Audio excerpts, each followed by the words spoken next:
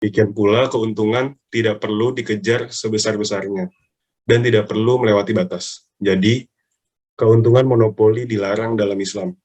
Oleh karena itu, keuntungan harus sewajarnya dan tidak merugikan orang lain.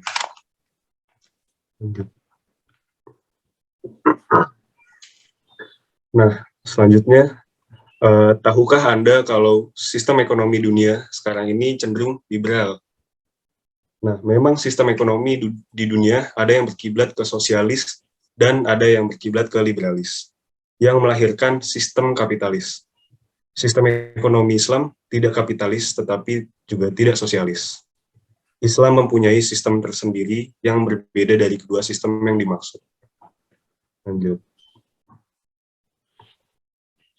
Nah, poin selanjutnya itu bagaimana sih pandangan Islam tentang politik. Jadi sudut pandang Islam tentang politik itu, politik yang dalam termasuk Islam disebut siyasah. Itu merupakan bagian integral atau tak terpisahkan dari fikih Islam. Salah satu objek kajian fikih Islam adalah siyasah atau disebut fikih politik. Fikih politik secara global membahas masalah-masalah ketatanegaraan atau siyasah dusturiyah, hukum internasional atau siyasah dauliyah, dan juga hukum yang mengatur politik keuangan negara atau siyasah maliyah. Selanjutnya, Helda. Untuk poin selanjutnya yaitu bagaimana pandangan Islam tentang pendidikan. Pendidikan dalam Islam bertujuan memanusiakan manusia. Ini berarti tujuan pendidikan adalah menjadikan manusia sadar atas eksistensi dirinya sebagai manusia hamba Allah yang bertugas sebagai Abdullah dan berfungsi sebagai Khalifatullah. Sebagai Abdullah, ia wajib beribadah hanya kepada Allah, dan sebagai Khalifatullah, ia harus membangun peradaban yang maju di bumi Allah. Modal dasar agar manusia dapat memfungsikan dirinya sebagai Khalifatullah adalah iman, ilmu, dan amal. Tidak mungkin peradaban dibangun di atas dasar kebodohan. Itulah sebabnya menguasai ilmu menjadi wajib hukumnya bagi setiap muslim. Next. Tujuan pendidikan dikatakan berhasil manakala proses pendidikan dilakukan dengan cara yang benar secara Qur'ani dan menyentuh ketiga ranah yang ada dalam diri manusia, yaitu yang pertama akal, hati, dan jasmani. Menurut Ibnu Sina, manusia terdiri dari dua unsur. Yang pertama adalah al-jism, artinya jasmani manusia. Dalam bahasan sebelumnya disebut manusia sebagai makhluk biologis atau dapat disebut makhluk jasmani. Kedua, an-nafs. An-nafs mempunyai dua daya, yaitu daya untuk berpikir yang namanya al-aqli berpusat di kepala dan daya untuk merasa namanya al-qalb berpusat di hati. Kemudian pembahasan yang kedua yaitu mengapa diperlukan perspektif Islam dalam implementasi iptek, ekonomi, politik, sosial, dan pendidikan, sosial budaya, dan pendidikan.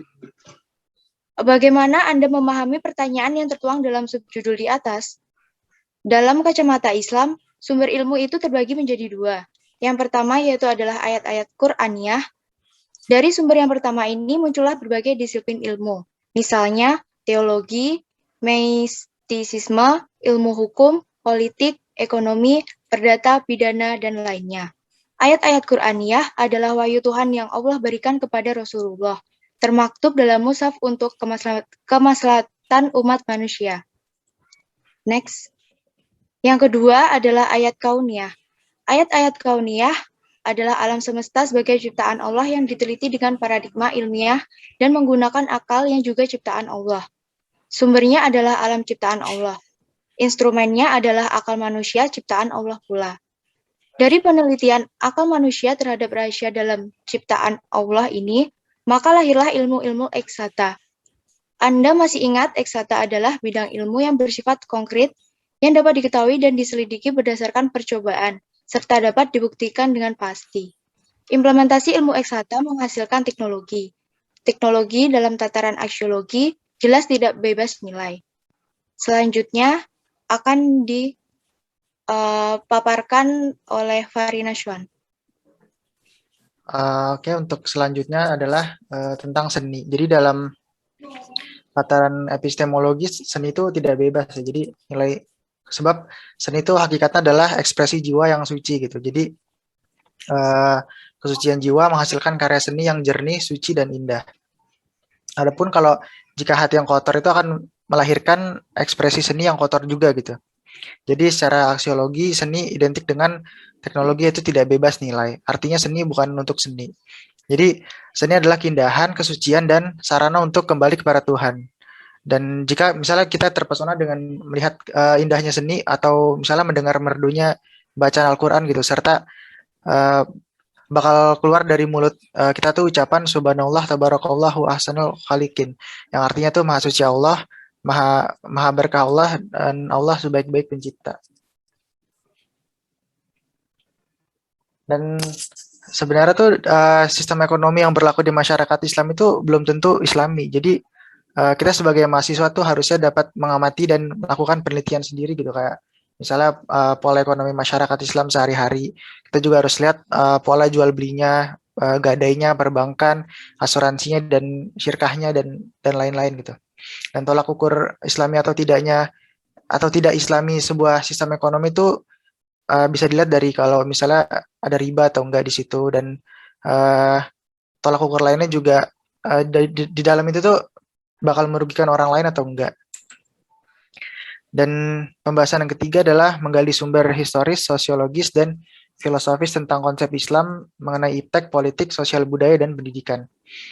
Kemajuan dalam pendidikan dan penguasaan iptek itu berimplikasi terhadap kemajuan politik, ekonomi, dan budaya. Hal ini tuh secara historis dapat kita lacak ketika dunia Islam unggul dalam iptek. Pada masa keemasan Islam, kekuasaan politik umat Islam semakin luas dengan ekspansinya ke berbagai wilayah dan penguasaan dalam politik. Kesejahteraan yang merata juga mendorong kemajuan umat Islam dalam penguasaan iptek. Akibatnya, dunia Islam itu menjadi sangat luas secara politik dan ekonomi yang didasari penguasaan terhadap iptek secara sempurna pada zaman itu. Dan zaman kemasan Islam itu terjadi pada masa kekuasaan dinasti Umayyah yang berpusat di Damaskus, Syria, serta zaman kekuasaan dinasti Abbasiyah yang berpusat di Baghdad, Irak. Untuk poin yang terakhir adalah ada beberapa solusi dalam perspektif Islam. Jadi yang pertama adalah solusi yang sebenarnya ini merupakan dasar dan fondasi untuk kita sebagai umat Islam gitu dalam beragama, yaitu menanamkan akidah yang kuat. Karena dengan menanamkan akidah yang kuat, jadi kita jadi tahu mana hal yang boleh kita lakukan dan enggak gitu. Dan yang kedua adalah mengembalikan semangat kaum muslimin untuk menuntut ilmu. Di sini yang dimaksud menuntut ilmu adalah seperti ilmu agama ya, karena dengan memperdalam ilmu agama juga kita jadi tahu mana yang boleh dilakukan, mana yang enggak dalam kehidupan sehari-hari. Yang ketiga masih sama juga, itu mengokohkan basis-basis keilmuan yang diturunkan dari poin kedua tadi, yaitu ilmu agama. Dan yang terakhir adalah menghidupkan semangat ilmiah dalam menyelesaikan segala persoalan.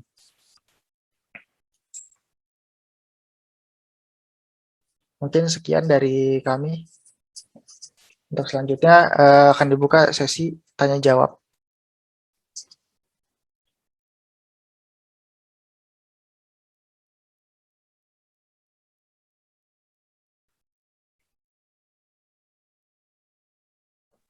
Untuk teman-teman yang memiliki pertanyaan, boleh langsung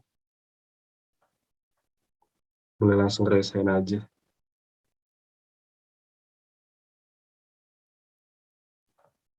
Najwa Mumtaz, silakan. Selamat pagi semuanya. Perkenalkan, nama saya Najwa Mumtaz dengan NIM I03211076. Saya ingin bertanya yang tentang seni tadi.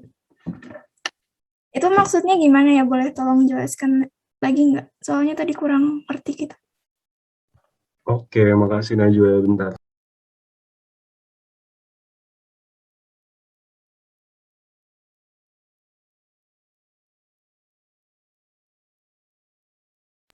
Yang di sebelah sini, betul? Iya, betul.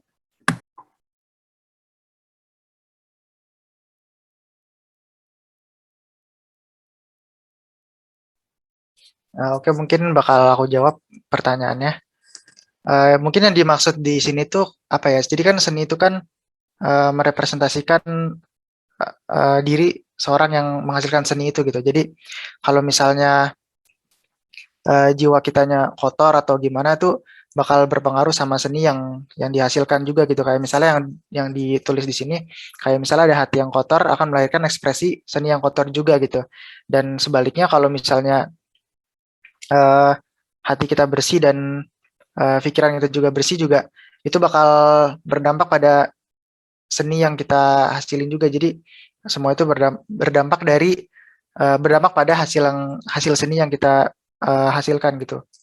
Gitu. Jadi itu kayak apa ya, merepresentasikan diri kita juga sih sebenarnya, karena seni itu kan sifatnya apa ya, benar-benar dari kita sendiri gitu.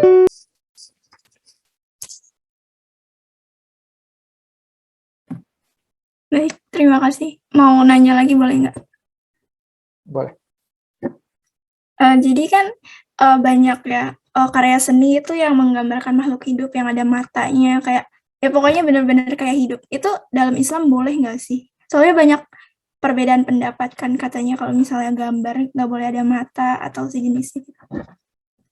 Itu aja. Makasih.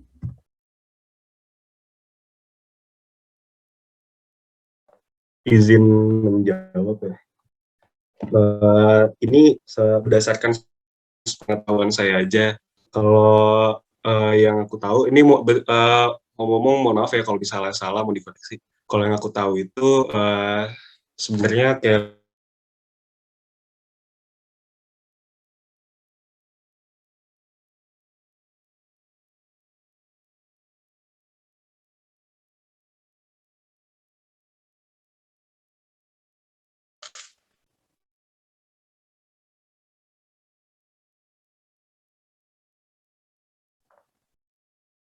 halo.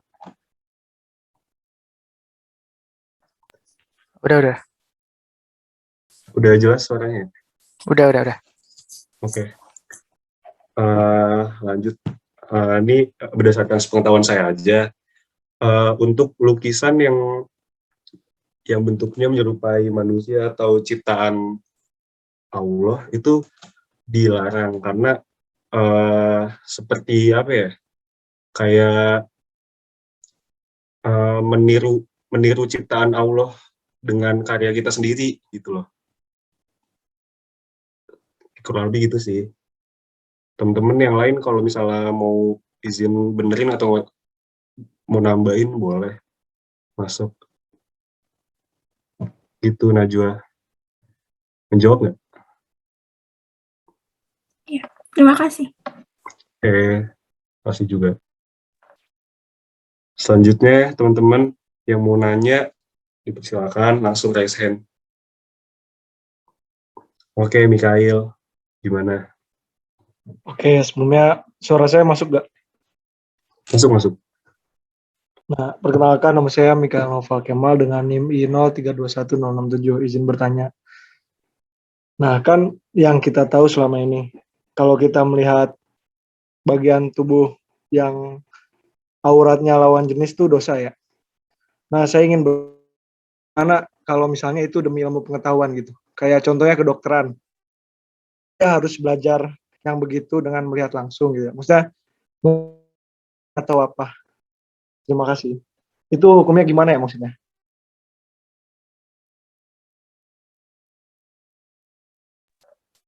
Sorry, Mik. Maaf. Boleh diulang lagi nggak tadi poin pertanyaannya? Ya, jadi kan yang kita tahu tuh kalau misalnya ngelihat auratnya tapi ada ilmu pengetahuan mempelajari itu. Contohnya dalam dunia kedokteran. Nah, itu gimana ya? Jadi kita tetap apa gimana gitu? Apa ada hukum lainnya? Terima kasih. Mau izin menjawab boleh nggak? Oke, silakan. Mufli Alfa Bukti. Oh iya, mau izin menjawab. Jadi menurut pengetahuan saya, hukum Islam itu sifatnya fleksibel. Jadi tergantung niat awalnya. Kalau misalnya niat awalnya buat apa namanya, buat yang nggak baik-baik, semua bakal haram gitu. Tapi kalau misalnya niat awalnya udah bagus buat ilmu pengetahuan, pengembangan sains dan iptek, insya Allah semua bakal halal gitu sifatnya. Tapi kembali lagi itu hanya sebatas ilmu pengetahuan, nggak boleh lanjut ke selanjutnya. Kemudian apa namanya? Lupa saya. Itu aja sih sebenarnya. Jadi menurut pengetahuan saya tuh ilmu pengetahuan tuh sifatnya fleksibel, tergantung kondisi dan situasi. Seperti itu. Mungkin kurang bisa ditambahi oleh Giovanno atau siapa? Terima kasih. Betul, betul. Setuju, setuju. Jadi untuk hukum dari kacamata Islam itu emang sifatnya fleksibel atau kondisional, tergantung dengan kondisi atau situasi atau tujuan awalnya itu seperti apa. Kayak gitu sih, setuju aku. Teman-teman barangkali ada yang mau nambahin, boleh langsung masuk. Tadi menjawab ya, Mikael? Atau ada yang kurang? Minta landasannya nggak? Maksudnya ayat atau apa gitu yang bisa saya lebih. Soalnya masih ragu-ragu saya gitu. Baik, baik, boleh, boleh.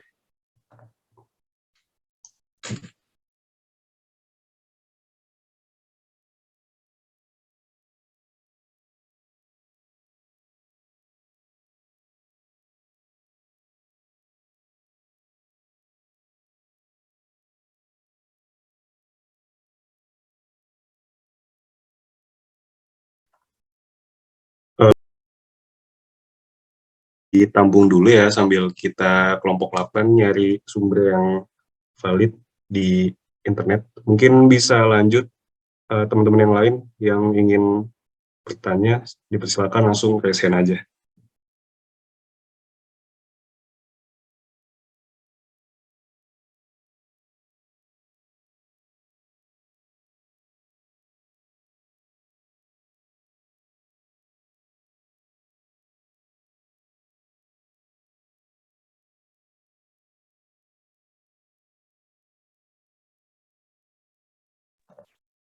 Maulid dan Mirza, silakan.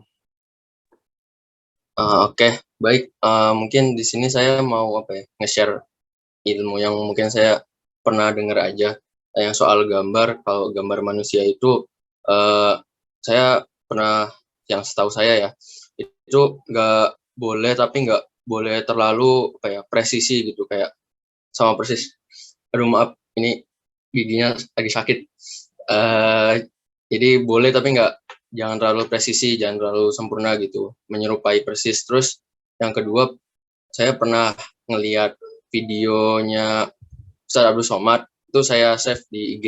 Itu dia bilang katanya kayak foto gambar gitu nggak apa-apa, yang penting kita nggak membuat sebuah karya itu bisa menghasilkan bayangan kayak patung gitu. Kayak kalau kayak gitu nggak apa-apa kan, maksudnya kan sempet tuh ya banyak yang nanya kan kayak boleh nggak sih kita majang foto di rumah gitu, gitu majang foto di rumah, terus itu boleh nggak sih kayak, atau kayak misal foto, entah foto kita sekeluarga atau foto bunga kayak gitu. Nah itu kalau yang saya dengar dari video itu, katanya Ustadz Abdul Somad, katanya nggak apa-apa, yang penting nggak menghasilkan bayangan kayak patung gitu sih, atau kayak figur-figur kayak gitu.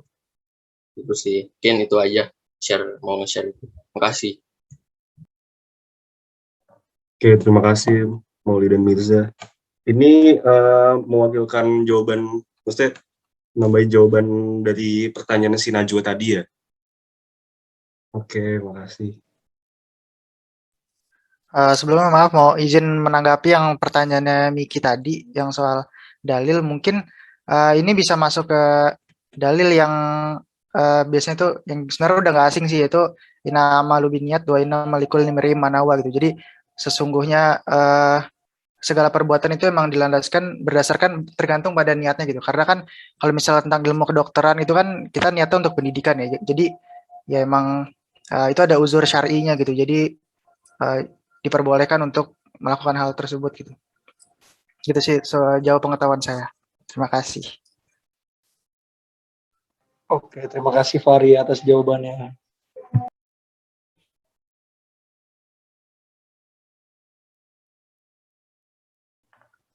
Untuk teman-teman yang lain, apa ada yang mau bertanya lagi? Dipersilakan. Oke, silakan, Tem Raffi.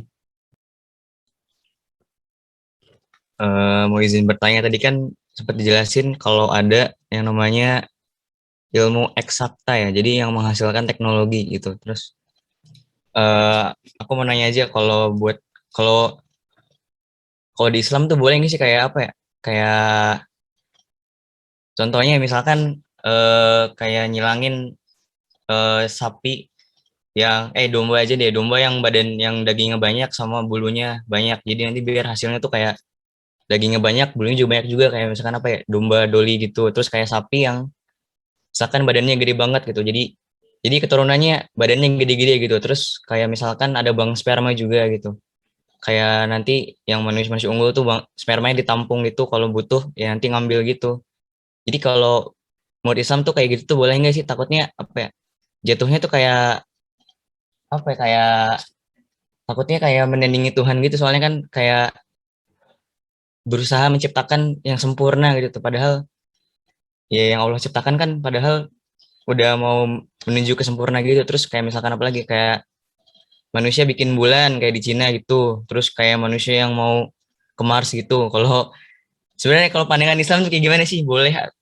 Boleh atau emang nggak masalah gitu? Yang penting dari niat gitu, atau takutnya ya niatnya, maksudnya kan niatnya emang baik, tapi takutnya apa ya? Jadi kayak salah persepsi gitu, atau sebenarnya gimana sih, boleh atau enggak ini gitu? Makasih. Oke, terima kasih Raffi. Untuk pertanyaannya ditampung dulu. Untuk teman-teman yang lain, apa ada pertanyaan lagi? Boleh langsung raise hand.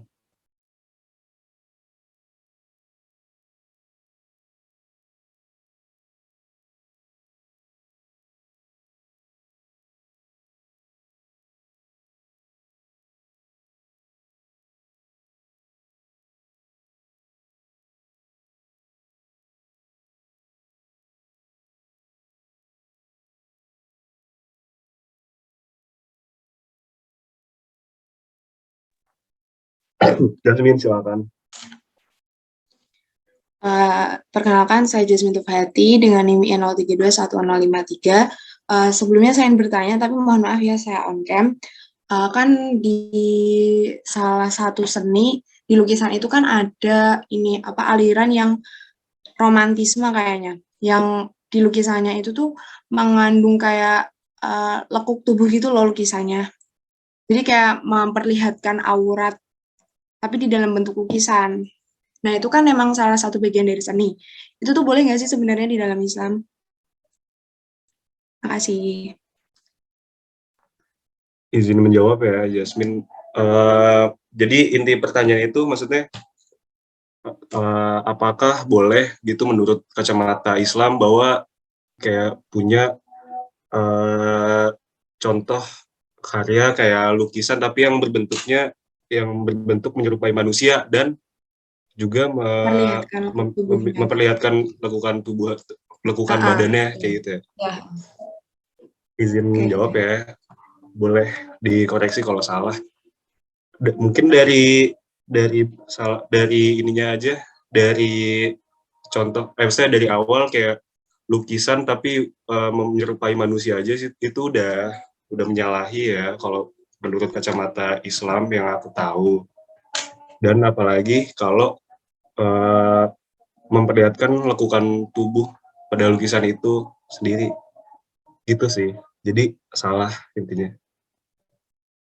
Sama mau tanya satu lagi dong. Oke. Kalau misal hukumnya kita punya lukisan itu gimana ya? Lukisan apa dulu ya maksudnya? Iya, lukisan yang tadi aku jelasin. Jadi mestinya lukisan makhluk hidup juga gitu? Manusia? Iya. Ini mohon maaf kalau salah ya, aku juga soalnya masih belajar juga. Jadi mungkin nanti Bapak Habibie mungkin bisa konfirmasi lagi apakah ini benar atau salah.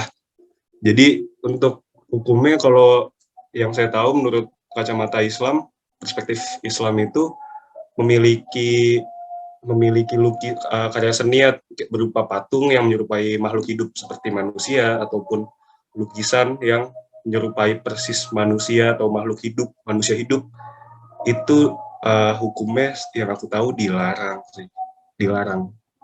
dalam agama Islam, karena itu menyandingi ciptaan Allah gitu.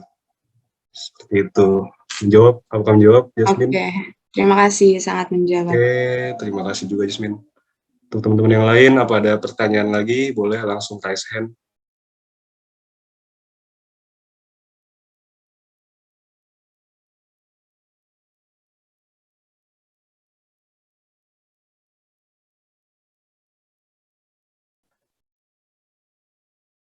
Oke, Melinda, Terima silahkan. kasih. Sebelumnya perkenalkan, saya Melinda Andarisa Nurdina dengan NIM I0321064. Saya ingin bertanya mengenai tujuan pendidikan Islam mengenai An-Nahlawi. Itu apa aja ya? Terima kasih. Oke, ditampung dulu, makasih. Untuk teman-teman yang lain, oke, silakan, Laina Honza.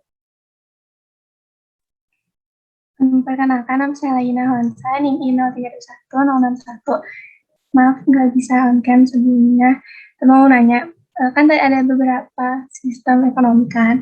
Nah, terus menurut kelompok kalian yang paling baik atau yang bisa memakmurkan suatu negara itu sistem ekonomi apa? Apakah Islam itu udah yang paling baik? Terus habis itu mau nanya juga, menurut kalian bisa nggak sistem ekonomi Islam diterapkan di Indonesia dan bukti nyata atau aksi nyata buat mulai menerapkannya itu gimana? Terima kasih. Oke, izin menjawab.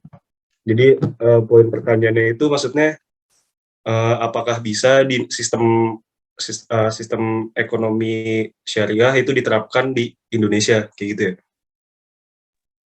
Iya, terus mulainya harus kayak gimana gitu?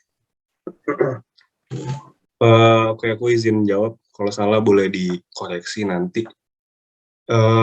Kalau menurut aku sih bisa ya. Kayak contoh kecilnya aja di dalam dunia perbankan udah banyak muncul bank-bank syariah, seperti contoh kecilnya kayak Bank Syariah Mandiri. Itu dia tidak mengandung unsur riba di dalamnya. Kayak gitu sih. Mungkin itu aja sih yang aku tahu. Teman-teman yang lain yang mau nambahin boleh langsung masuk. Jadi asal nggak riba, nggak apa-apa, itu udah Islam gitu, syariah gitu. Gimana? Asal nggak riba berarti itu udah termasuk ekonomi syariah gitu. Iya, itu udah termasuk menerapkan prinsip ekonomi syariah kayak gitu. Sebenarnya gini Laina. Jadi prinsip ekonomi Islam itu kan yang pertama seperti di slide awal tadi. Moderator mungkin boleh balik ke slide awal.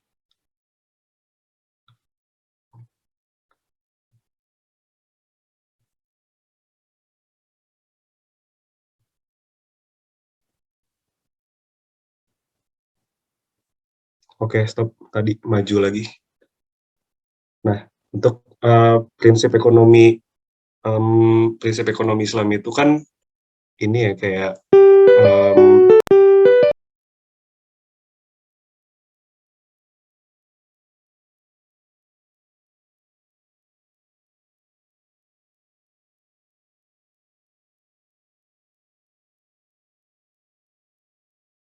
yang sesungguhnya aja, sehingga mutu produksi dapat terjamin. Gitu sih yang gue tahu. Maaf ya kalau kurang menjawab. Tapi menjawab gak kira-kira? Cukup menjawab, Pak. Makasih banyak. Oke, terima kasih juga Laina. Teman yang lain, apakah ada yang ingin bertanya lagi? Boleh langsung raise hand. Sebelumnya, saya ingin menjawab pertanyaan dari Melinda mengenai tujuan pendidikan Islam menurut An-Nahlawi. Menurut saya, dari tujuan pendidikan Islam menurut An-Nahlawi itu adalah untuk meningkatkan ubudiyah, untuk merelasikan ubudiyah kepada Allah, baik secara individu dan mengimplementasikan khilafah dalam kehidupan untuk kemajuan umat Islam. Tentunya untuk mencapai tujuan tersebut, An-Nawawi itu mengemukakan 3 metode. Yang pertama itu ada pedagogis psikologis yang lahirnya itu dalam diri. Kemudian yang kedua ada saling menasihati antar individu dan juga masyarakat agar menepati kebenaran dan menetapi kesabaran. Kemudian yang ketiga metodenya yaitu menggunakan jalur kekuasaan untuk mengamankan hukum bagi masyarakat muslim sehingga keamanan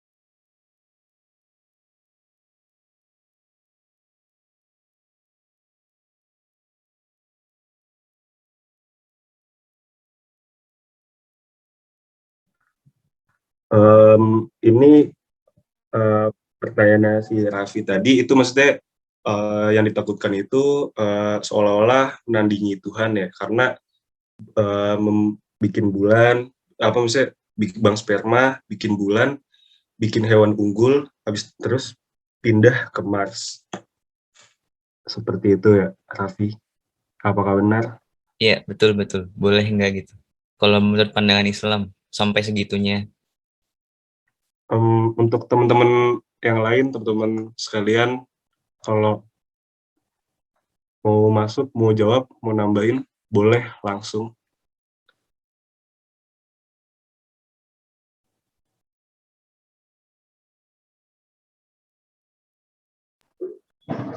Izin menjawab boleh nggak? Boleh, silakan Mas Mikael. Oke, ini mungkin menurut pandangan, maaf bila salah. Seperti yang dikatakan Fari tadi, perlu biniat. Apakah niatnya itu untuk menandingi Tuhan atau malah mensejahterakan manusia? Itu aja sih kalau kata saya. Jadi kembali lagi kepada niatnya kita, kayak apa ya? Contoh bank sperma gitu kan.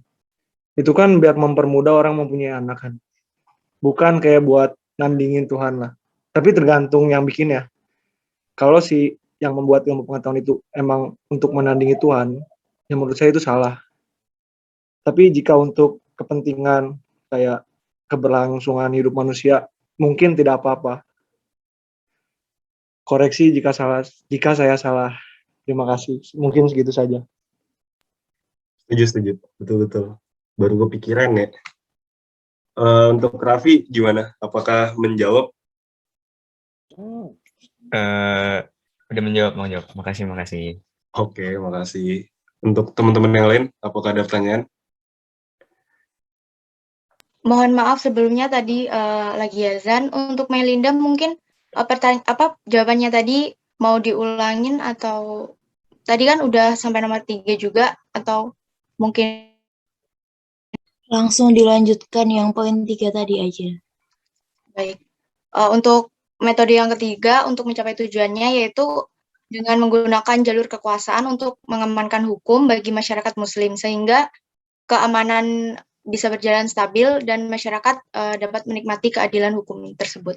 Terima kasih. Apakah menjawab?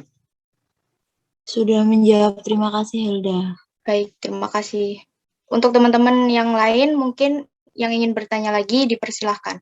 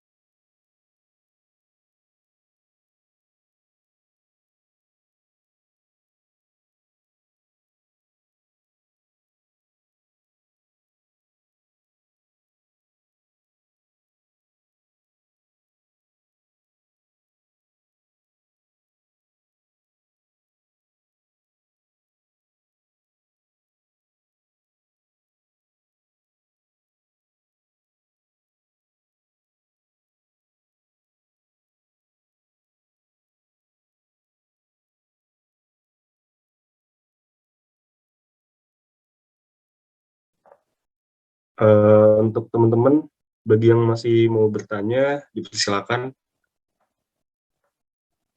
Kita tunggu sampai jam 11.56, 1 menit lagi. Jika tidak ada, kita tutup.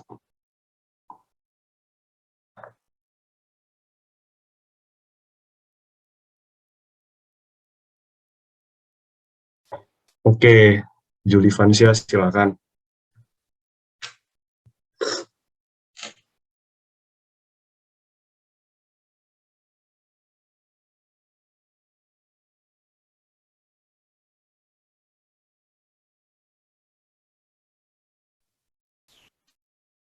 Tidak ada suaranya, belum terdengar.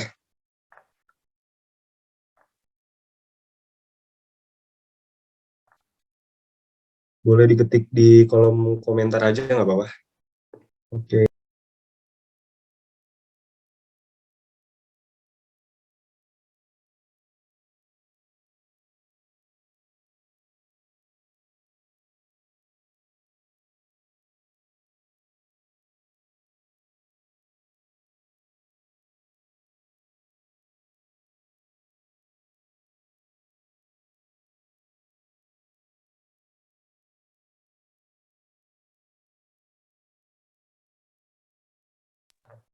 Oke, izin masuk. Mas Juli Vansia, itu tadi, jadi poin pertanyaan itu, mastiin lagi jawaban dari pertanyaan si Raffi tentang apakah itu melawan Tuhan atau tergantung niat, betul ya, Juli Vansia? Jadi, oke, jadi kalau dari sudut pandang Islam, saya setuju sih tentang masukannya si tambahannya si Mikail. Jadi karena melihat hukum dalam perspektif Islam itu yang sifatnya kondisional atau fleksibel. Jadi itu diperbolehkan. Tergantung niatnya. Jadi intinya itu jawabannya adalah tergantung niat. Sama aja kayak contoh kecilnya bank sperma. Itu kan tujuannya untuk mempermudah orang-orang yang ingin mempunyai kandungan. Jadi itu diperbolehkan. Balik lagi tergantung sama niatnya. Apakah sudah menjawab, Juli Vansia?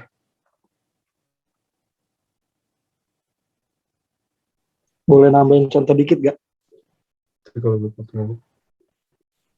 Contoh ini deh, kayak pesawat kan kita berarti ngelawan kodrat ya, yang manusia harusnya tuh di tanah, ini bisa terbang.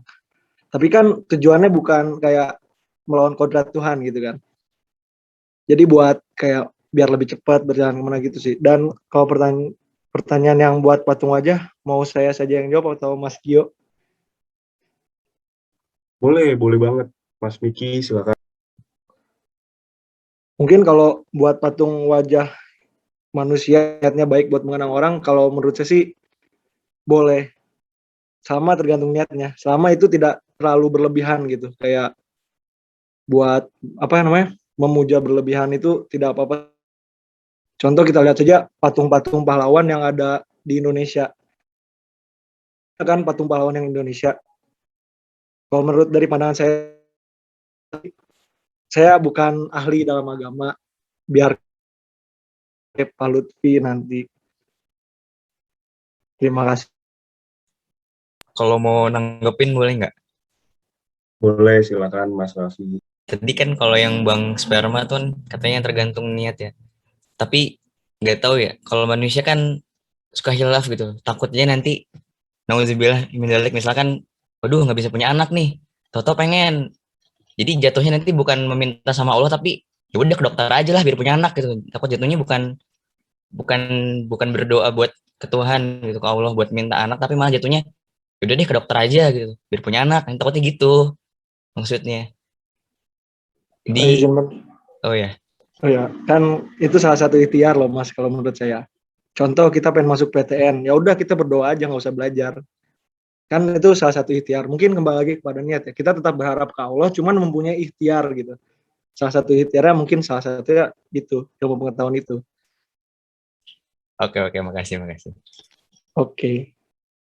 Izin masuk, mungkin benar banget sih yang dikatain sama Mikael. Kayak kalau Raffi tahu sendiri, ilmu kedokteran kan juga masuk dalam kayak dari sejarah para ilmu-ilmu pendidikan gitu loh dalam Islam. Jadi mungkin itu benar kata Miki. Kalau kita ikhtiar gitu, kalau emang ada yang problem dari pasangan tersebut, kalau emang bisanya ke dokteran, ya mau gimana lagi, kan itu suatu bentuk ikhtiar. Makasih.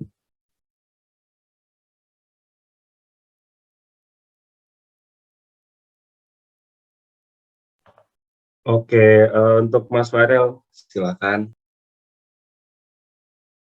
Oke, perkenalkan nama saya Farelio Adriano Briliansyah dengan NIM terakhir 043. Saya ingin bertanya soal fikih politik. Kan tadi fikih politik secara global membahas masalah-masalah ketatanegaraan, lalu hukum internasional sama hukum mengatur politik keuangan negara. Nah, itu kalau secara lebih rinci, tiap yang dibahas itu gimana aja ya caranya itu? Maksudnya kayak masalah ketatanegaraan itu secara Islam mengaturnya bagaimana, terus hukum internasional bagaimana, terus kalau untuk politik keuangan negara mengaturnya bagaimana, seperti itu. Terima kasih.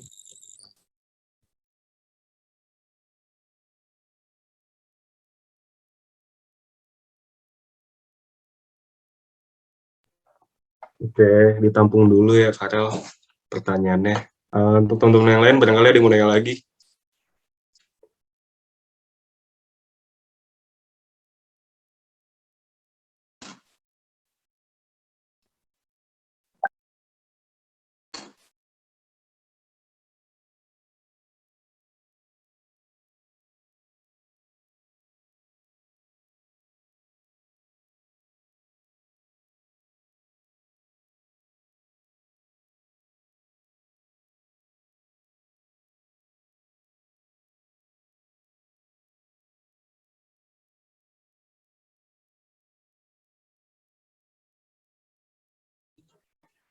Izin menjawab pertanyaan dari Farel.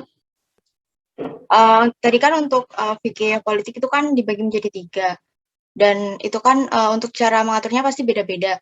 Untuk yang pertama itu kan ada siasah dusturiyah, yaitu tentang hukum tata negara.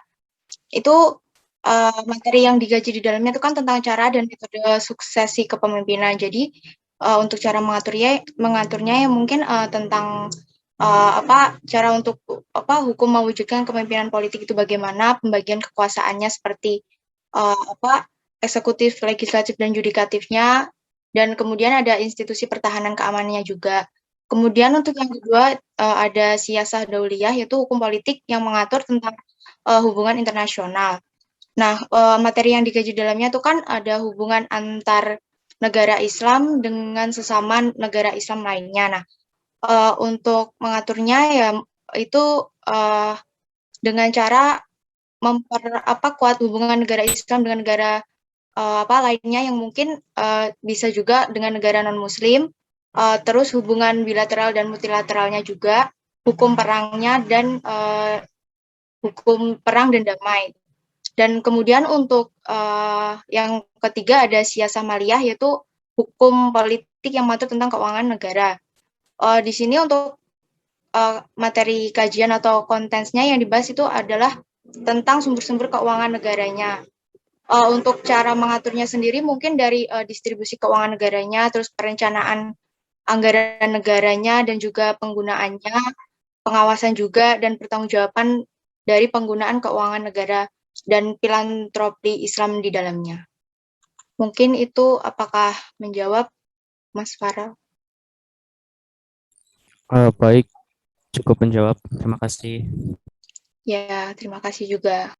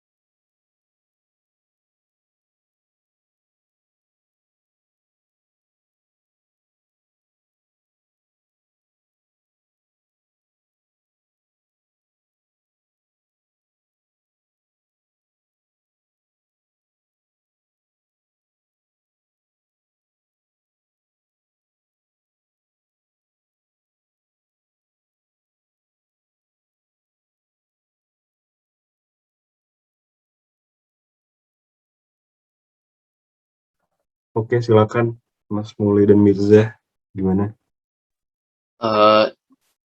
Izin masuk ya. Ini kan Mas Fatkur menanggapi di chat ya. Masya Allah, dalilnya mantap.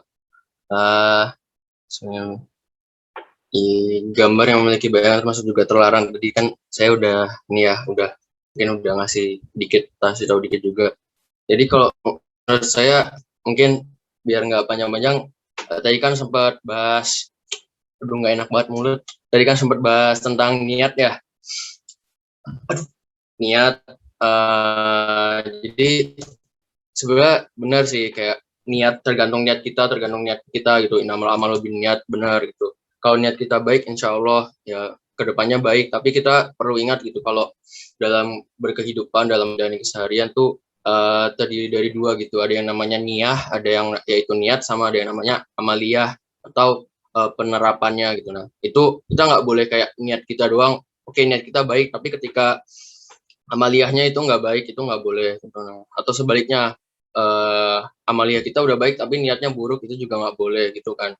Nah, jadi terus gimana biar tahu kalau niat baik atau enggak? Kan insya Allah itu diri kita sendiri yang udah tahu gitulah, udah bisa ngukur. Tapi kalau masalah amaliyah, kita apa ya, kayak tahu ini baik, tahu ini udah benar atau belum dari mana ya. Itu mungkin makanya kenapa ulama itu ada untuk menanggapi, untuk mengatasi solusi dari permasalahan-permasalahan kontemporer yang ada gitu. Kenapa kita butuh ulama? Ya biar kita tahu gitu, kayak permasalahan-permasalahan amaliyah kayak tadi, kayak bank sperma, terus kayak bikin patung atau gambar dan semacamnya.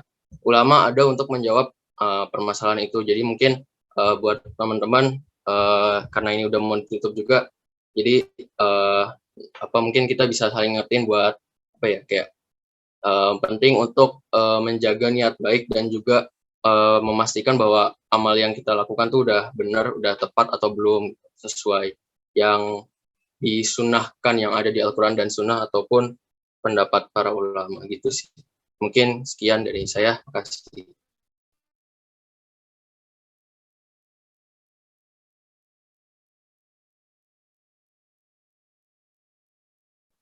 Oke, makasih Mas Ustana, Mas Mirza. Untuk Juli Fansyah, jadi gimana tadi? Apakah sudah cukup menjawab? Boleh respon di komen.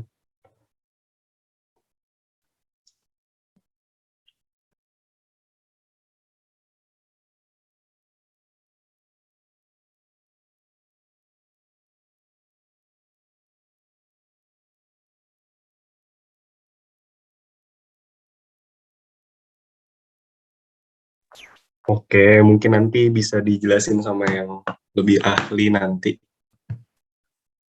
Oke, mungkin saya kira cukup sekian sesi tanya jawab dari kelompok 8. Kurang lebihnya mohon maaf jika ada kesalahan. Terima kasih. Sekian, wassalamualaikum warahmatullahi wabarakatuh. Halo, dalam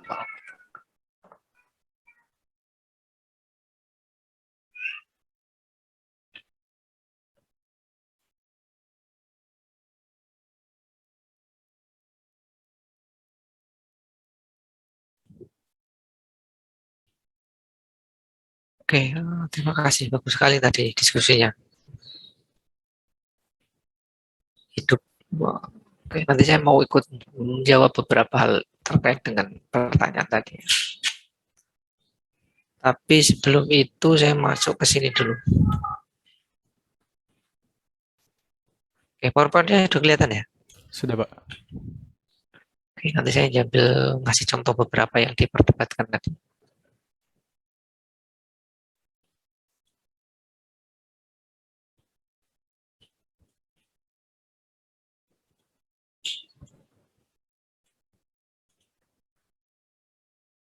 Oke, hari ini kita bicara mengenai problem dan solusi kehidupan dalam perspektif Islam. Saya mau menambahi beberapa materi yang tidak ada di buku Kemendikbud. Plus nanti sekaligus jawab beberapa pertanyaan yang sudah saya catat di sini juga. Oke, saya masuk kita kan temanya problem dan solusi. Kalau yang tadi didiskusikan lebih banyak ke solusinya ya. Saya masuk ke problem dulu. Jadi saya langsung loncat aja karena waktunya mepet. Ini. Dari Islam sekarang itu, dari problem nanti ada yang sifatnya individu, ada yang sifatnya lokal ya, ada yang sifatnya sosial, ada yang sifatnya cukupnya luas. Saya mau berbicara tentang terkait Muslim kontemporer. Jadi problem Muslim kontemporer yang sifatnya internal dulu. Sebenarnya ada problem apa sih di kita itu? Saya masuk ke sosial yang lebih luas karena ini sifatnya umum. Karena nanti kalau misalkan problem yang sifatnya individu nanti spesifik itu. Setiap individu punya problem tersendiri biasanya. Yang pertama, kita itu punya problem tertinggal di semua aspek kehidupan. Itu ilmu pengetahuan. Terutama ilmu pengetahuan, ekonomi, pendidikan, kemudian iptek, itu kita tertinggal. Di ekonomi misalkan, kita termasuk agama, mayoritas agama yang miskin. Tidak terlalu banyak orang yang kaya, kecuali beberapa gelintir orang. Kemudian ini juga berefek terhadap pendidikan, sehingga nanti di pendidikan itu nggak banyak para intelektual muslim itu. Kalau misalkan kita buat standar Nobel ya, Nobel itu ya, yang dapat di Islam itu siapa sih? Paling nanti ada dapat di sosial humaniora itu, khususnya sastra itu mungkin iya, orang-orang Arab kayak Najib Mahfud itu dapat itu. Tapi kalau hal-hal sifatnya lebih umum kan tidak ada gitu. Ekonomi, politik, ilmu pengetahuan kan kebanyakan orang-orang non muslim. Iptek juga sedikit yang mengembangkan. Kalaupun ada pengembangan sifatnya lokal, penemuan-penemuan yang lokal. Tapi kalau yang sifatnya global kita kan belum muslim itu. Sekarang yang lagi hot itu kan tentang mobil listrik, itu bukan orang muslim kan, dan dia terkaya seluruh dunia. Terus ada uang baru uang apa itu namanya, yang terbaru itu ya. Itu juga bukan, atau yang Meta sekarang itu juga bukan orang muslim itu. Padahal itu yang menggunakan miliaran, 2 miliar lebih. Itu kita tertinggal.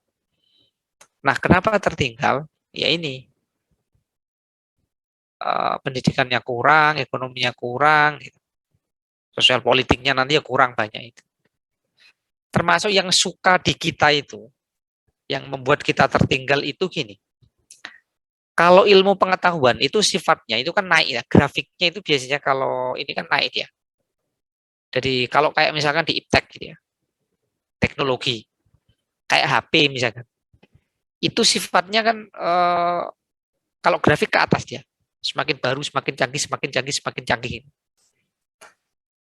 Nah, kalau di kita,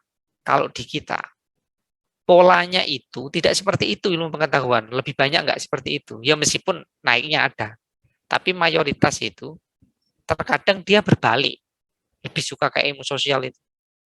Jadi tidak naik, tapi kemudian terkadang balik, daur ulang itu. Sehingga kita agak tertinggal itu dalam ilmu pengetahuan. Beberapa contoh tadi, misalkan patung, gambar, lukisan. Mungkin bagi teman-teman baru ya itu. Tapi sebenarnya kalau dalam konteks Islam secara umum itu sebenarnya persoalan lama ya. Sudah sangat lama itu. Dan jawabannya 3 biasanya minimal. Ada yang tidak membolehkan dengan dasar hadis tadi itu ya, bahwa nanti innal malaikata la yadkhulu baiti siapa ya? Fi baiti, orang yang mempunyai gambar. Fi baiti suratun itu juga. Jadi malaikat tidak akan masuk orang yang di dalamnya ada gambarnya. Nanti juga ada hadis bantahan lagi. Enggak, ada pernah sahabat itu datang kemudian tikarnya ada gambar binatangnya itu. Kemudian sama sahabat itu dilempit bahasa Jawanya itu. Ditutup tikernya. Kemudian sahabat yang lain, loh kenapa kok ditutup tikernya? Ya karena ada gambarnya. Nabi kan nggak boleh memasang gambar yang ada nyawanya. Kemudian dijawab sahabat lain, yaitu kalau misalkan gambarnya ada bayangannya, kayak patung itu ada bayangannya. Ini kan gambar di tiker atau di baju, ya jadi nggak apa-apa. Nah, ada yang seperti itu. Ada juga yang seperti ini. Kalau saya gini, kita coba itu penting, tapi kemudian kita nggak usah terlalu banyak berdebat di sini, karena kita disuguhi banyak pilihan untuk jawaban itu. Ada yang membolehkan, ada yang tidak.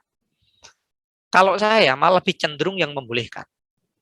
Kalau saya sederhana, kalau misalkan gambar itu diharamkan, berarti foto haram dong, iya kan? Haram itu. Kalau persoalan malaikat nggak mau masuk ke rumah itu enggak. Ada yang mengatakan enggak. Menurut Sufi enggak. Malaikat tetap masuk itu, membawa rahmat itu. Dan ada yang berpendapat kayak gini. Itulah daur atau pengulangan-pengulangan yang dilakukan umat muslim sehingga umat muslim tertinggal. Jadi persoalan-persoalan yang selesai seharusnya, tinggal milih mana yang cocok, itu diperdebatkan lagi. Sehingga dia dalam kurung itu, dalam tempurung itu, muter-muter di situ berdebat, terus nggak selesai-selesai. Padahal jawabannya boleh, tidak boleh, atau hati-hati, ya nggak usah lah gitu. Kalau saya sebagai akademisi, saya lebih milih boleh. Gitu. Kenapa? Karena kalau kita terkurung di situ, kita macet itu pengetahuan kita. Sekarang Korea, misalkan, itu suruh buat robot itu kayak manusia. Lah kita masih ngomongin boleh nggak buat patung atau enggak. Itu yang membuat muslim tertinggal ya kayak gitu. Persoalan-persoalan yang sebenarnya harus selesai, tapi diperdebatkan lagi. Kalau saya menganggap boleh lah gitu. Yang penting tadi, niatnya itu tidak mencoba menyaingi Tuhan. Dan kita sebagai muslim nggak mungkin menyaingi Tuhan. Kecuali kalau orang barat ya. Orang barat itu memang ada yang dia melakukan penelitian sampai pengen tahu nyawa itu. Ada satu penelitian khusus ketika orang sakaratul maut itu dilihat nyawanya gimana sih bentuknya itu, mau dibuat itu. Lah kalau itu nggak boleh. Gitu. Tapi kalau misalkan kita buat robot, kemudian robot itu difungsikan untuk membantu manusia, melayani manusia misalkan, untuk memeringankan kerjaan manusia, ya tidak apa-apa. Gitu. Persoalan hampir mirip itu tidak masalah. Kalau saya ya. Tapi kalau misalkan pengen hati-hati ya udah, nggak usah masuk ke situ. Gitu. Tapi kalau misalkan pengen yang membolehkan ya masuk aja boleh itu. Ke situ gitu. Yang penting gini, kalau misalkan kita tidak membolehkan, ini untuk kita saja. Gitu. Tapi jangan menyalahkan orang muslim yang membolehkan. Itu yang penting gitu. Ya untuk kita nggak boleh lah gitu. Ya. Tapi bagi umat muslim yang membolehkan ya kita hormati. Jadi saya hanya ngasih contoh sedikit bahwa contoh-contoh daur ulang itu kalau bisa kita selesaikan. termasuk jawab mengenai ekonomi Islam misalnya, tentang perbankan misalnya. Perbankan juga sekarang didaur ulang lagi, boleh nggak bank itu? Ada yang membolehkan, ada yang tidak, kemudian ada yang hati-hati. Kita senangnya di situ, berkutat, dan banyak itu selalu diulang biasanya. Setiap ada kasus itu selalu diulang. Sementara orang lain yang non-muslim itu sudah ngomongin sistem ekonomi global itu. Sudah selesai mereka bank. Tapi bagaimana memperkuat bank itu? Tak kasih contoh yang keren itu mantan Rais Suriah PBNU, bahasa Al-Mahfud itu. Beliaunya itu pengen dibilang alim dia. Bahkan beberapa karyanya itu bahasa Arab. Ya. Kalau secara keilmuan nggak ada yang meragukan. Beliaunya nggak mau berdebat di situ. Karena bagi beliau sudah selesai. Nah, untuk menunjukkan bahwa beliau itu membolehkan dan tidak mau berdebat, karena berdebat itu nanti debatnya ya paling muter-muter di situ, nggak menghasilkan sesuatu yang baru. Beliaunya malah buat bank itu. Sampai sekarang masih ada banknya. Jadi asumsi beliau ya uang itu jangan sampai ngumpul di satu orang. Kita sebagai muslim juga buat uang. Misalkan kita punya modal ya udah kita salurkan ke orang-orang yang tidak mampu, kita kasih modal. Ya tentunya dengan cara Islami, jangan kayak bank-bank konvensional yang misalkan bunganya terlalu tinggi. Itu dilakukan sama beliau. Itu konkret juga, itu di daerah Pati dijalankan sampai sekarang ada 2 banknya itu. Ya meskipun tidak sampai level nasional ya, tapi setidaknya di level Pati terkenal. Nah, itu contohnya kayak gitu. Jadi seorang pemikir yang dia tidak lagi memperdebatkan sesuatu yang dianggap sudah selesai. Jadi tinggal milih aja. Kalau misalkan sepakat ya udah ikut yang tidak membolehkan ya tidak membolehkan. Tapi naif juga kalau misalkan tidak boleh membolehkan bank itu. Haji itu pakai uang bank itu. Ya kan? Pembayarannya di situ. Kalau bank haram, uang juga haram itu. Jadi ada konsekuensi logis terkait dengan itu. Nah, kalau saya gini, nanti teman-teman tinggal milih aja. Kalau misalkan suka yang mengharamkan ya udah, jalani aja gitu. Rumah Anda jangan sampai ada fotonya. Tapi kalau misalkan untuk hati-hati ya nggak usah ada fotonya juga. Tapi kalau yang membolehkan ya udah dipasang aja, nggak apa-apa. Dan kalau misalkan pengen yang kontekstual dan mikir masa depan, ya kan tadi mengaitkan dengan problem-problem yang sifatnya ilmu pengetahuan. Jadi yang lain itu sudah lari cepat di sana. Kita masih ngomongin perdebatan yang sifatnya sudah selesai. Itu contohnya kayak gitu. Ya kayak mirip falak itu ya. Astronomi. Kita itu masih debat nanti hari raya kapan itu. Tapi yang lain sudah ngomongin luar negeri, luar angkasa, astronomi ya. Oke itu. Kemudian gini, kita itu banyak yang radikal di kita. Sebenarnya kecil sini, yang radikal teroris itu sekian persen aja. Tapi kemudian ketika di media atau yang tertera di wacana publik itu menjadi besar. Bahkan ada seolah-olah asosiasi bahwa Islam itu teroris. Padahal ini hanya beberapa gelintir orang. Ini kayak mirip kalau Anda makan kemudian ada selilitnya itu ya. Itu problem juga ini. Kemudian kita terpecah menjadi kelompok-kelompok kecil. Sangat kecil-kecil sekali kita itu. Terkadang antara satu kelompok dengan kelompok yang lain itu perang itu, perang wacana. Ya persoalan-persoalan kecil itu sebenarnya yang dipersoalkan itu. Bukan kemudian antar kelompok itu mendebatkan suatu wacana yang sifatnya pengembangan. Nanti Indonesia ini kita punya sistem apa? Tidak seperti itu. Islam itu nanti kita bersatunya seperti apa? Perdebatan-perdebatannya nggak kayak gitu. Tapi perdebatan-perdebatan yang sudah selesai. Ziarah kubur itu bid'ah atau tidak? Kadang-kadang itu diulang lagi gitu. Terus apa lagi nanti? Ini syirik, ini tidak boleh, itu diulang lagi. Gitu. Nanti masuk neraka jangan melakukan ini. Diulang lagi itu. Dan yang ulang itu kelompok-kelompok itu punya pendapat-pendapat sendiri terkadang. Sehingga susah itu untuk menyatukan. Sehingga ya itu problem ya. Kita nggak maju-maju akhirnya. Dan itu awet gitu loh. Dari dulu sampai sekarang awet sekali itu saya lihat. Nah teman-teman sekarang yang sudah di industri misalkan ya udahlah. Nggak usah ikut-ikut yang kayak gini. Kalau persoalan pengen mengetahui hukumnya ya udah. Polanya hukum itu biasanya gini. Kalau teman-teman tahu, halal, haram, kemudian yang pertama itu halal, sunnah, mubah, makruh, haram. Biasanya tidak keluar dari 5 ini. Nanti ada tambahannya misalkan fardu kifayah atau apa. Nah, nanti biasanya di hukum Islam itu ada beberapa pilihan. Mana yang paling cocok aja itu. Ya meskipun ini bukan maksud meremehkan, ya tidak. Hukum itu tetap penting, tetapi kemudian jangan kemudian kita terlalu berdebat banyak di situ. Ya memang ada sebagian itu pengembangan yang sifatnya haram. Kayak misalkan tadi ya yang bank sperma atau bayi tabung, itu rata-rata ulama, MUI, NU kalau di Indonesia itu mengharamkan. Sederhana alasannya.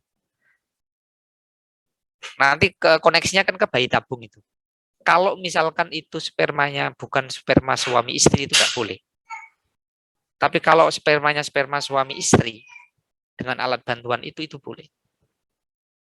Gitu. Intinya di situ. Karena nanti gini, itu nanti merusak istilahnya apa? Mawaris ya, genetika.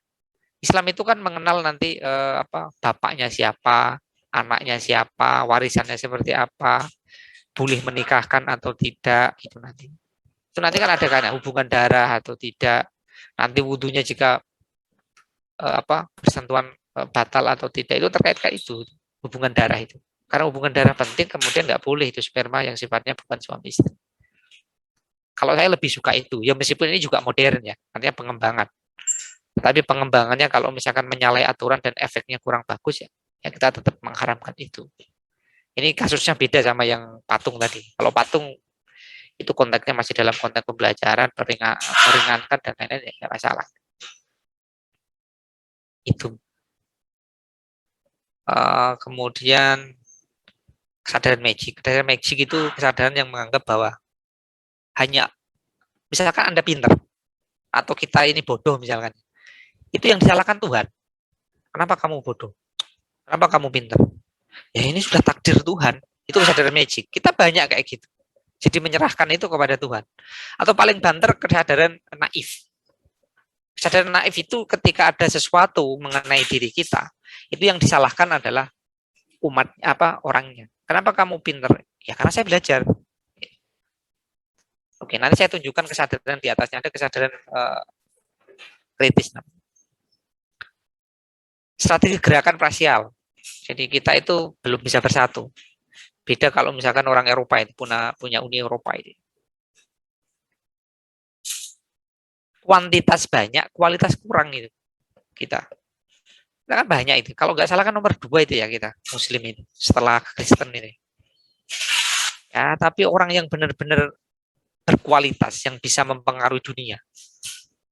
Itu siapa sih hari ini? Kan susah kita menemukan Muslim yang bisa mempengaruhi dunia.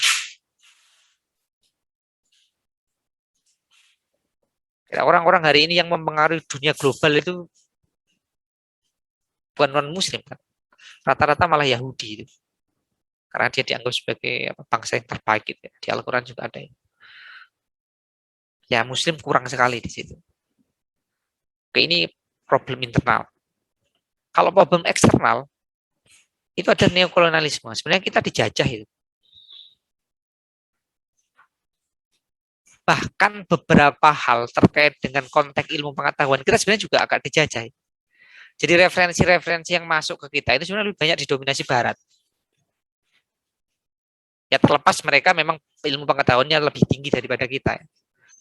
Tapi akses-akses kita, misalnya ke peradaban Cina, peradaban India, atau peradaban Arab masa lampau itu agak kurang bagi kita. Jadi referensi-referensi kita ke sana.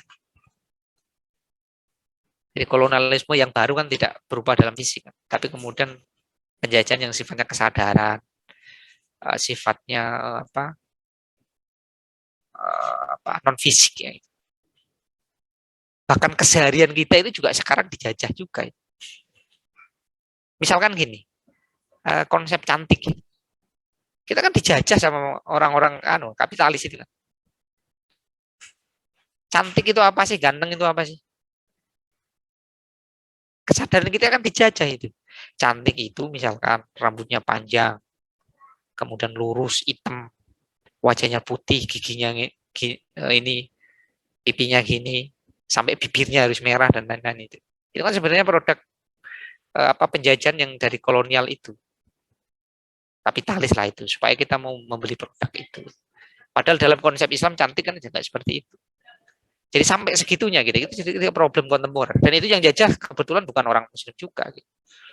Orang-orang yang berduit itu yang ketika mereka berjualan make up itu. Oke, kita juga ada benturan peradaban namanya. Hari ini ada peradaban dua besar. Ada peradaban Barat dan Timur. Kalau Barat itu diidentifikasikan dengan superior, rasional, kemudian teknologi. Kalau Timur, terutama Islam nanti inferior, kemudian klinik, dan dia natural, nggak punya teknologi. Dan ini juga wacana yang diciptakan oleh kelompok-kelompok orientalis. Jadi ada kelompok-kelompok di Barat itu ada namanya kelompok orientalis. Ini orang-orang yang dia belajar Islam, tapi kemudian ingin menghancurkan Islam dari dalam. Ini orientalis. Banyak yang hafal Al-Quran juga itu. Jadi mungkin kepintaran agamanya lebih pintar mereka daripada kita. Jadi mereka mencari kelemahan-kelemahan Islam itu. Termasuk menciptakan wacana-wacana peradaban itu, benturan peradaban antara Barat dan Timur itu. Kemudian deislamisasi. Sekarang juga banyak orang-orang yang melakukan deislamisasi. Jadi bagaimana orang Islam itu keluar dari Islam. Ya terutama teman-teman kita yang ada di pinggiran itu. Biasanya ada kelompok agama lain yang masuk.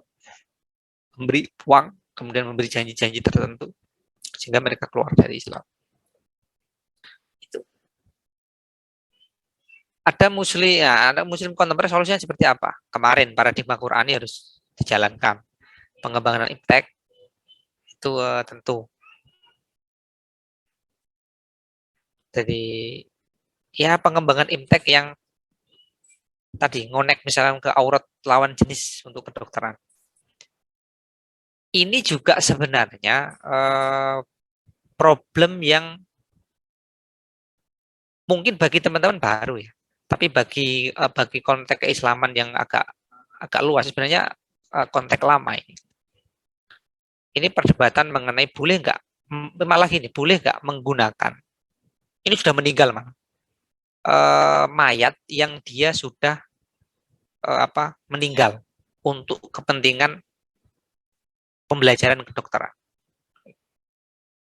Nanti sebagian besar mengatakan tidak boleh, tapi sebagian kecil ada yang mengatakan boleh. Jadi itu dianggap mencidrai mayat kan. Itu tidak boleh dalam Islam. Tapi sebagian kalau misalkan itu konteksnya untuk pendidikan dan mendapat izin dari ahli mayit, dari ahli keluarganya itu tidak apa-apa. Jadi Islam itu tidak memberatkan ya. Kalau memang itu tujuannya untuk pendidikan nggak masalah. Dan sampai sekarang kan masih digunakan itu. Itu masih digunakan. Jadi untuk kedokteran atau mahasiswa-mahasiswa yang baru itu biasanya beli mayat juga itu. Maka kemudian ketika dalam konteks kedokteran misalkan itu juga melihat aurat juga kan, tapi sudah meninggal. Bagaimana kalau misalkan masih hidup? Ini biasanya kalau misalnya bagaimana kalau kita pergi ke dokter yang lawan jenis? Boleh nggak? Sementara yang sakit itu wilayahnya aurat. Kalau pengen jawaban yang paling hati-hati. Kalau pengen jawaban yang paling hati-hati, ya nggak boleh. Paling aman nggak boleh. Tapi ada yang membolehkan dengan syarat nanti harus didampingi oleh mahramnya. Gitu. Ada juga yang membolehkan juga, tidak apa-apa tanpa didampingi itu, karena keadaan darurat misalkan. Ya karena adanya itu kemudian susah mencari dokter yang lain atau cocok dengan dokter yang itu ya nggak masalah. Gitu. Kalau pengen hati-hati ya itu didampingi mahram itu lebih enak. Supaya enggak, ya meskipun terlihat auratnya, tapi kalau didampingi mahram kan enggak apa-apa. Gitu. Jadi intinya gini, intinya itu sesuatu yang ada gradasinya gitu. Ada gradasinya, ada yang tidak membolehkan, ada yang berhati-hati dan ada yang membolehkan. Teman-teman nanti tinggal ngikuti aja gitu. Mana yang lebih cocok. Gitu. Dan Di Islam itu seperti itu, jadi tidak terlalu memberatkan. Karena nanti kalau misalkan kaku itu berbahaya juga. Kalau misalkan keadaan darurat, kalau nggak ditolong kemudian meninggal itu repot juga. Itu. Jadi banyak apa? Kalau saya menyarankan pilihan aja, karena banyak pilihan di situ. Anda baca, gitu. Sekarang baca itu kan mudah sekali kan. Anda ketik aja apa terkait apa udah ketemu. Gitu. Kalau Anda suka NO misalkan, ketik aja NO online, kemudian mahram wanita dan dokter misalkan. Itu nanti ketemu jawaban-jawabannya. Kalau pengen Anda tahu dalil-dalil secara spesifik. Nanti bangunan dalil itu juga bervariasi. Ada yang dia langsung pakai Al-Quran, ada yang pakai hadis. Ada yang keduanya nggak ditemukan, kemudian pakai kaul ulama. Atau perkataan ulama atau fatwa ulama, itu juga ada. Mengambil referensi beberapa kitab itu juga ada. Jadi ada model leveling itu untuk menjawab itu. Tapi sekali lagi, kalau dalam konteks pengembangan IMTEK, itu seperti itu. Nah, terkadang memang hal-hal seperti ini, halal, haram, boleh, tidak itu, ini dalam tanda kutip ya, itu memang menghambat pengembangan IMTEK, ilmu pengetahuan teknologi di Islam. Ya, karena ada persoalan-persoalan nilai yang harus diselesaikan seperti ini, boleh, tidak, hukumnya seperti apa. Sementara orang Barat itu kenapa kenceng sekali larinya? Ya, karena mereka tidak berbasis nilai agama seperti itu. Pokoknya boleh gitu, asal untuk pengembangan boleh kan. Bahkan mengeksploitasi kan nggak masalah bagi mereka. Modernitas Barat itu. Nah, kalau ke Islam itu memang terkadang seperti itu. Terkadang ada menghambat, ada tidak. Nah, kalau saya, kita cari yang paling ringan. Kalau memang tujuannya baik untuk pengembangan ilmu pengetahuan, cari yang paling ringan. Yang paling ringan itu berarti apa? Misalkan dalam konteks auratnya, ya yang membolehkan aja. Anda bisa bayangin gini. Kalau misalkan dokter-dokter kita, misalkan mulai sekarang, mulai detik ini, misalkan tahun 2021, haram misalkan memakai mayat untuk ujian di kedokteran misalkan, atau untuk pelatihan di kedokteran. Akhirnya kan berbahaya itu kalau nggak seperti itu, karena dia tidak langsung ketemu asli kan, atau tidak boleh melihat auratnya gitu. Itu persoalan-persoalan belakang nanti muncul itu repot sekali. Bisa jadi malah nanti nggak ketika melakukan operasi atau kayak ini nggak bisa maksimal. Gitu.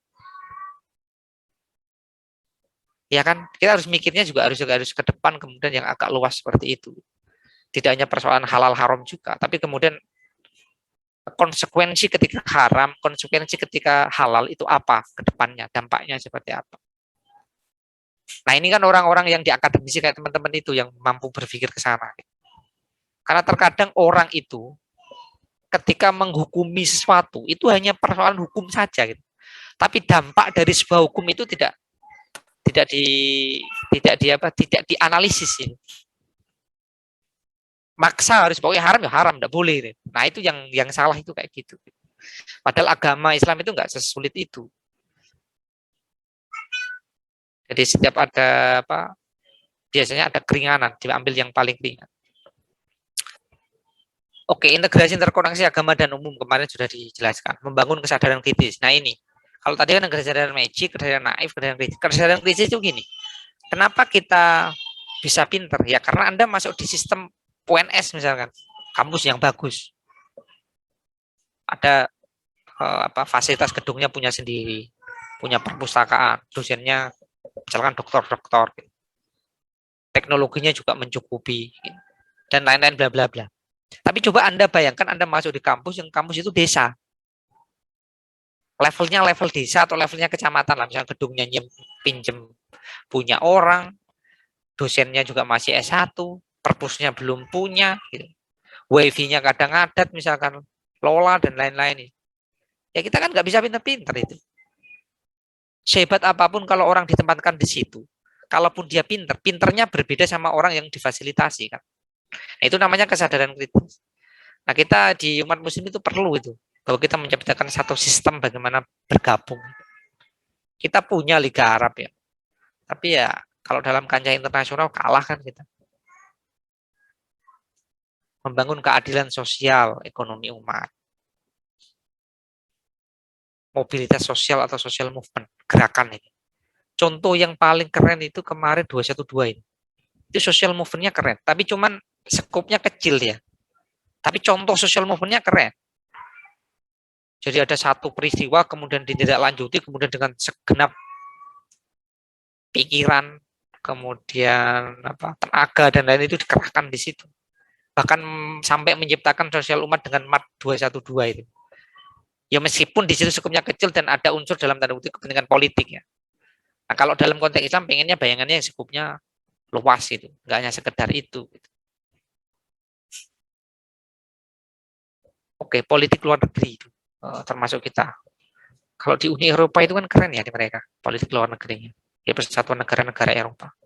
Bahkan menciptakan mata uang yang bisa beredar di situ juga itu. Dan yang mengalahkan dolar ini. Euro itu. Nah kita sebenarnya bisa kan misalkan lewat Islam atau lewat ASEAN itu. Ya tapi sekarang belum tercipta itu. Andaikan masa depan itu tercipta juga menjadi semakin kuat itu. Oke, itu beberapa yang tambahan dari saya. Oke, termasuk kemarin tadi ada pertanyaan mengenai pesawat kemudian melawan kodrat itu. Oke, kalau pesawat ya nggak melawan kodrat itu. Pesawat itu kan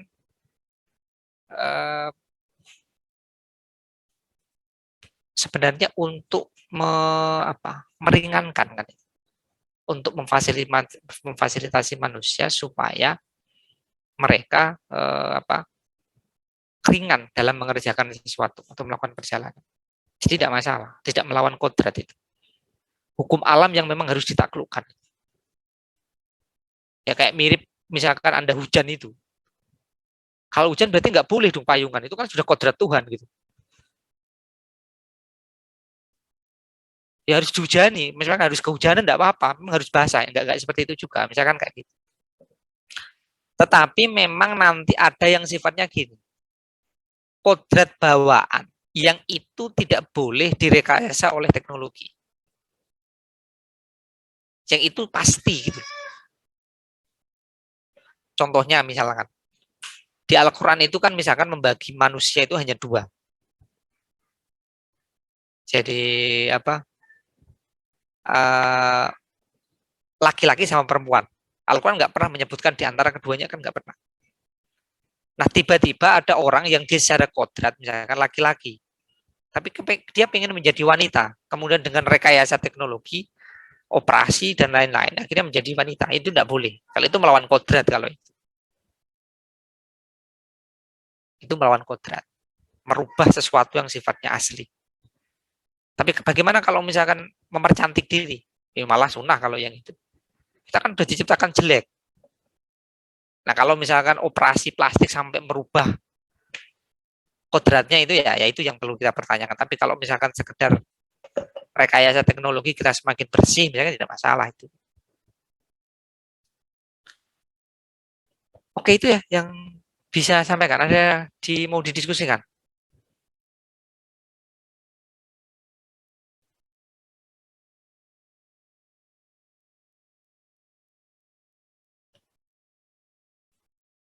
Oke, atau pertanyaan lanjutan?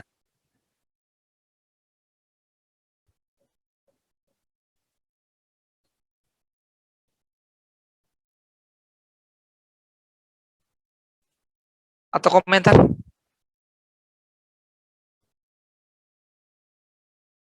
Siapa tadi yang nulis hadis?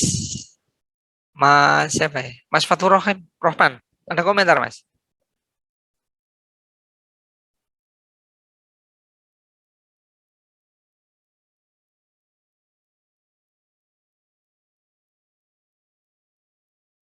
Cek. Nggak ada. Suaranya nggak kedengeran, Mas. Udah dada malah. Oke, itu. Oke, misalkan ini saya tunjukkan hadis itu yang ini. Yang intinya qala alam yakul illa maka narokman fi saubin. Qala bala walakinnahu atyabu li nafsi.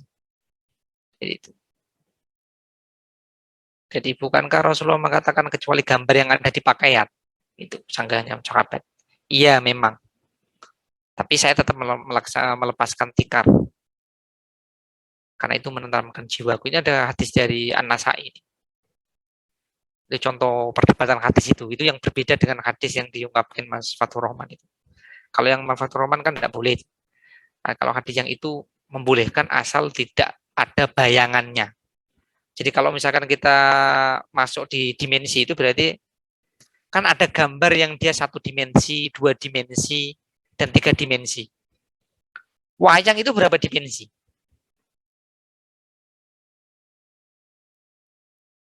Ada yang jawab? Wayang. 2 dimensi, Pak. 2 dimensi. Kalau gambar yang ada di kaos? 2 dimensi. 1 atau 2 itu? 1 dimensi ya, Pak? 1 kan? Kemudian yang wayang itu 2 dimensi. Kalau yang wayang golek, kayak orang itu, patung itu 3 dimensi. Nah, yang hadis yang pertama itu ya patung. Kan ada bayangannya itu kan. Wayang itu ada bayangannya enggak? Wayang kulit itu. Ada juga bayangannya kan. Sementara yang di kaos tidak. Kalau kaos tidak masalah, foto berarti tidak masalah. Kalau itu kita pengen cari yang paling hati-hati. Dulu sebenarnya Wali Songo kayak wayang kulit itu juga jadi perdebatan dulu. Jadi perdebatan antara Sunan Kalijaga dengan kalau nggak salah Ainul Yakin, Sunan Giri. Jadi Sunan Giri itu nggak sepakat media yang digunakan oleh Sunan Kalijogo dengan wayang. Kenapa? Karena itu dianggap menyerupai ini Tuhan, apa jenenge, hasil karya Tuhan. Dan nanti kelak di akhirat bahasanya ada yang nanti akan disuruh memberi nyawa itu. Nah, kemudian sama Sunan Kalijogo dibuat strategi. Ya tidak masalah. Kemudian wayangnya dibuat gepeng. Nah, kalau misalkan kayak gini, apakah ketika nanti dikasih nyawa tetap bisa jalan? Kan nggak bisa juga. Beda sama patung. Kalau patung kan bisa jalan, kalau ini tidak. Nah, itu strategi yang ada cerita, ada perdebatan yang modelnya kayak gitu. Itu masa lalu ya. Tapi kalau saya, udahlah kita tutup buku terkait itu gitu. Tinggal kita mau milih mana gitu. Biar kita nggak ketinggalan sama yang lain itu. Ya, yang lain sudah ngomongin robot, sudah bisa menjadi presenter kan itu, presenter berita. Lah kita malah masih mendebatin patung, ini. Susah itu. Kita nggak maju-maju kalau kayak gitu. Jadi kita harus pinter-pinter mencari celah gitu. Bukan mencari celah, mencari argumentasi untuk melihat sesuatu peristiwa. Kalau memang itu baik, atau misalkan itu teknologinya baik, tapi kemudian berlawanan dengan hukum Islam, ya kita bisa menolak. Kayak sperma tadi. Tapi kalau misalkan masih ada peluang itu tidak bertentangan dengan hukum Islam, ya udah kita ikut yang pengembangan aja. Itu ya, itu yang bisa saya sampaikan. Kurang lebihnya mohon maaf. Semoga ada manfaatnya.